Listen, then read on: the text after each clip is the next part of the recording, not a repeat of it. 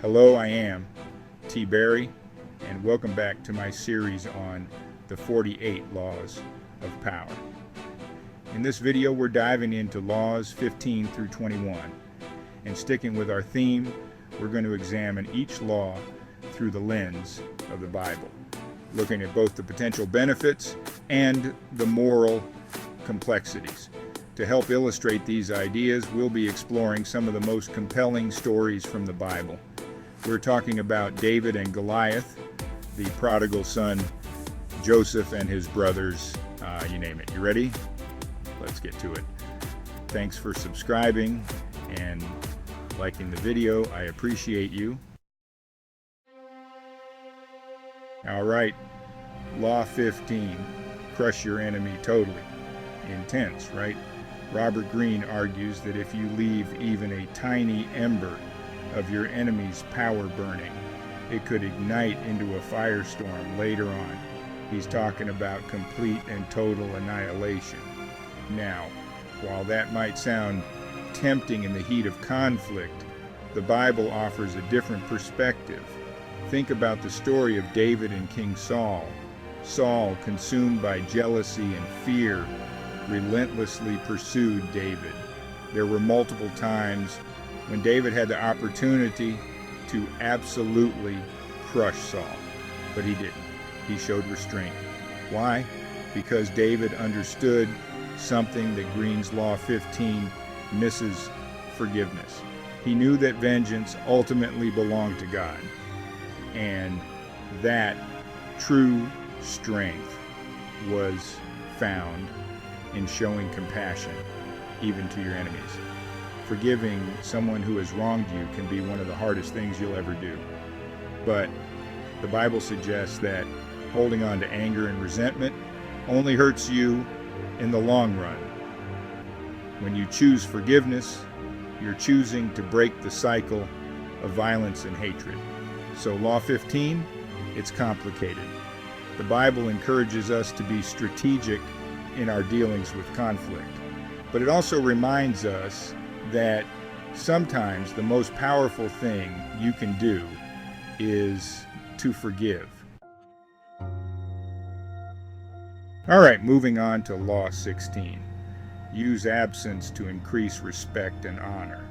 This one's all about playing hard to get, creating an aura of mystery and exclusivity. Greene argues that by making yourself scarce, you become more desirable, more sought after. And you know what? In some contexts, he's not entirely wrong. Think about it. Limited edition sneakers, sold out concerts.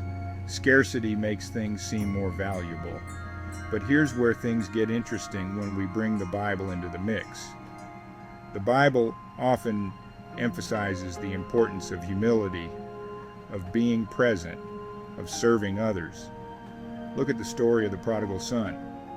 This dude takes his inheritance, blows it all on wild living, and then crawls back home expecting nothing.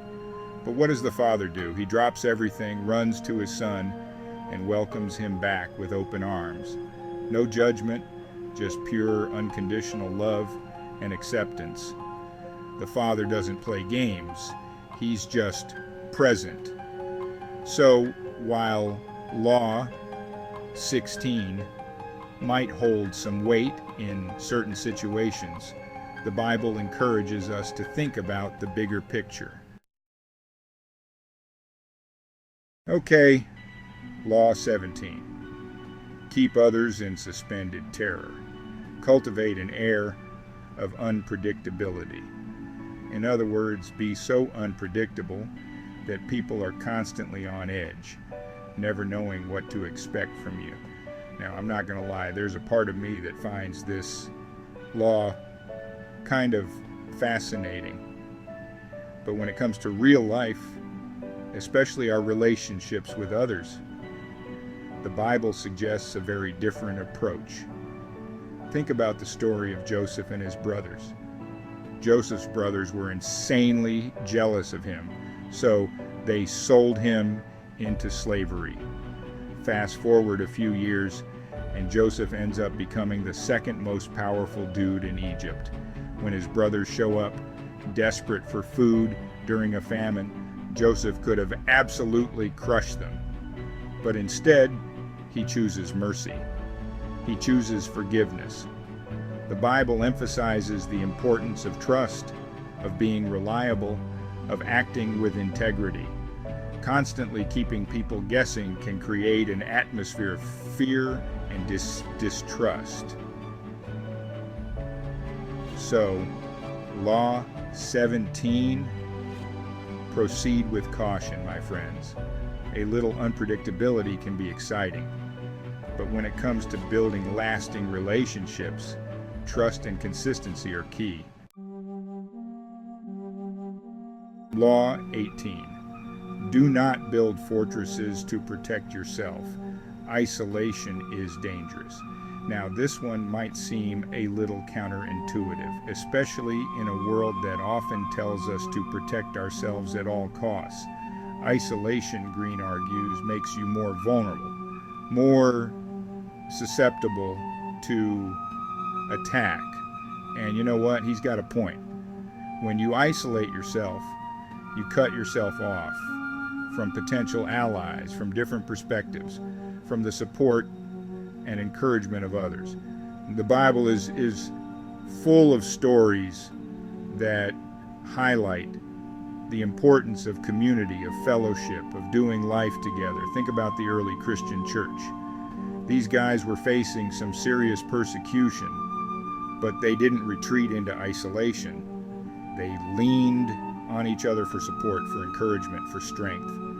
They shared their resources, they prayed together, they celebrated together.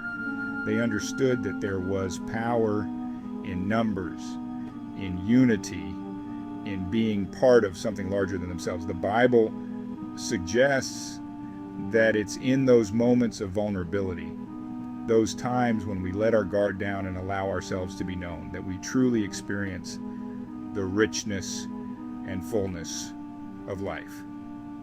So, Law 18, it's a reminder that true strength isn't found in isolation, but in connection. It's about building bridges, not walls.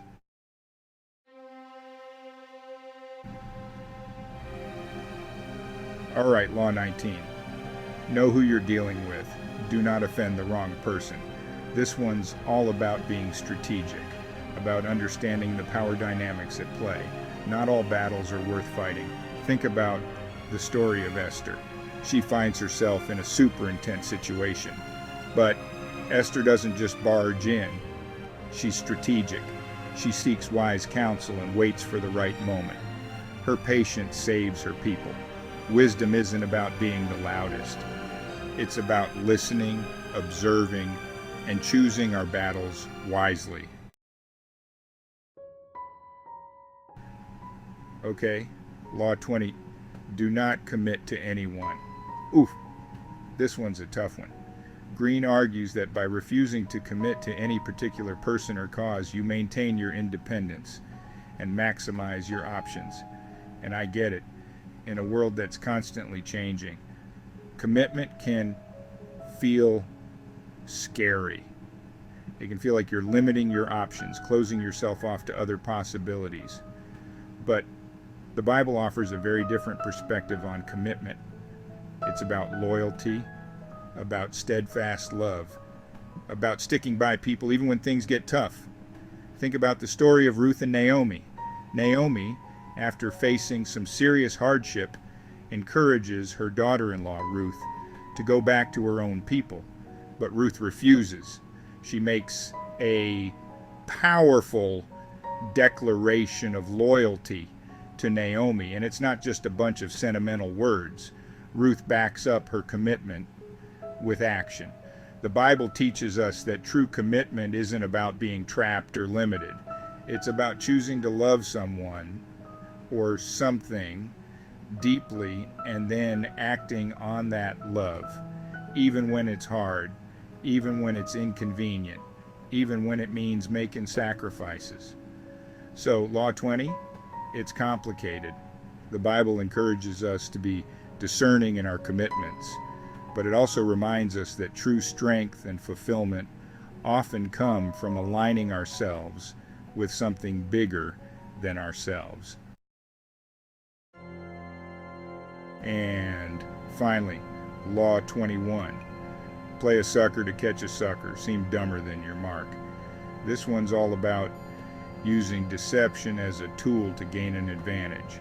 Green argues that by appearing less intelligent, you can lull your opponents into a false sense of security.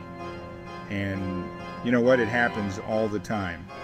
Think about those movies where the seemingly ditzy character ends up outsmarting everyone. We love to see the underdog win, especially with a bit of cleverness. But the Bible has a lot to say about honesty and integrity. Think about the story of Jacob and Esau. Jacob tricks Esau out of his birthright with a bowl of soup, and then deceives his blind father into giving him Esau's blessing. Now, you might think Jacob played it smart, but Jacob's deception had serious consequences. It created a rift in his family, forcing him to flee. The Bible suggests that living a life of deception ultimately catches up with you. So, Law 21, while strategic maneuvering is sometimes necessary, true power comes from integrity. Thanks for sticking with me through this exploration of laws 15 to 21. I know it's a lot to process, but that's the point, isn't it? These laws, these stories, they're meant to make us think, to challenge our assumptions, to spark conversations about power, ethics, and the choices we make. If you found this video helpful, be sure to give it a thumbs up and subscribe to my channel so you don't miss part 4, where we'll be diving into laws 22 through 28. And hey, while you're at it, why not leave a comment below and let me know what you think about these laws. Which ones resonated with you? Which ones did you struggle with? I'm genuinely curious to hear your thoughts. Thanks for subscribing and liking the video. I appreciate you.